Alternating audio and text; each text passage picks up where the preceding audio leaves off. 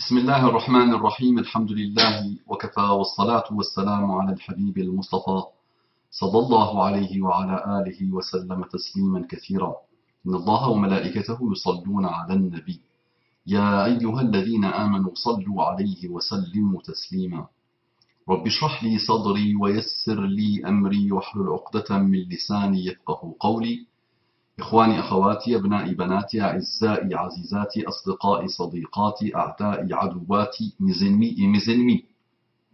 Ouais, je vous aime, mes ennemis. Je vous aime beaucoup.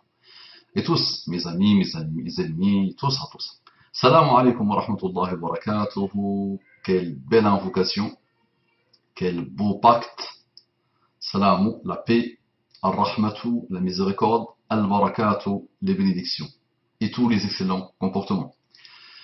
Mes frères et sœurs non musulmans, encore non musulmans, mes frères et sœurs en humanité, quelle gentillesse, quelle douceur, quelle tolérance, quelle souplesse intellectuelle, quelle ouverture d'esprit, que Dieu, qu'Allah subhanahu wa ta'ala vous accorde la guidée et ses délices. On entre directement dans le vif du sujet. Il paraît que 64% des élèves des écoles de Béziers sont d'origine musulmane, c'est ça? Je vais relire encore. 64,6% d'élèves de confession musulmane dans les écoles publiques de Béziers.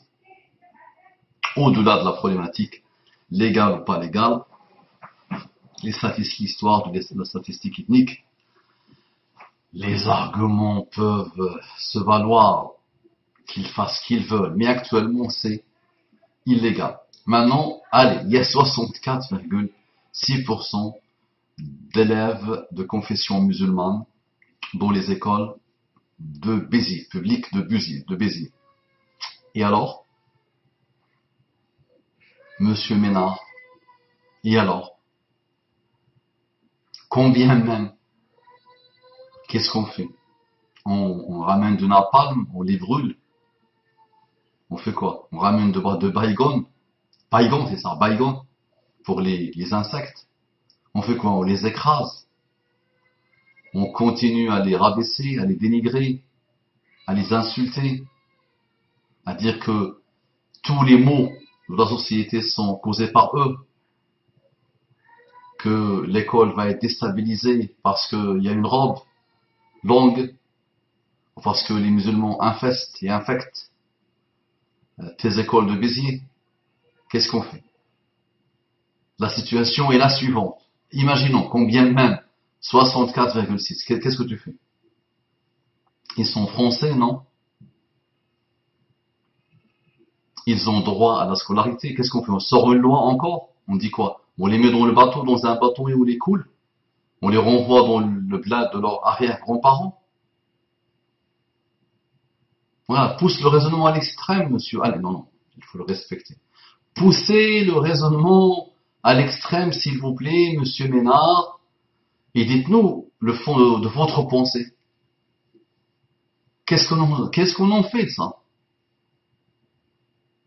Le grand remplacement, c'est bon. Les hordes des musulmans se sont lancés contre la sacro-sainte république laïque. Ils vont la dévorer, ils vont la manger, c'est ça. Donc il ne suffit pas de dire j'ai tant de pourcentage ou j'ai telle proportion dans ma vie de musulman. Il faut aussi dire, et alors qu'est-ce qu'on fait avec cette stat puisqu'elle a été faite maintenant? Il a pris sa règle, il l'a comptabilisé dans ses fichiers. Pourquoi pas? À partir de prénom. Et moi, j'ai pensé à autre chose. Si dans une ville, il y a 64% de musulmans dans les écoles publiques, il y a combien d'électeurs alors dans la ville de confession musulmane? On peut faire une petite statistique, non? Il y a combien de pourcentage d'électeurs, de parents adultes électeurs musulmans de confession musulmane? Vous allez me dire, pas forcément 64,6%. Vous allez me dire, il faut faire un calcul. Il y a un prénom aussi peut être un prénom Mohammed, mais pas musulman. Il peut être musulman athée. Un musulman laïcard. Mais allez, prenons 30%, 35% des lecteurs adultes de confession musulmane. Maintenant la question, qu'est-ce que quelqu'un comme Ménard fait dans une ville où il y a une majorité écrasante de musulmans? Question. Ménard ouvre sa bouche comme il veut. Il vous donne le bâton pour le battre. Il crie, il meurt s'il veut. Mais il n'y a pas une aberration? Qu'est-ce que le Front National fait dans une ville où il y a une majorité musulmane, soi-disant?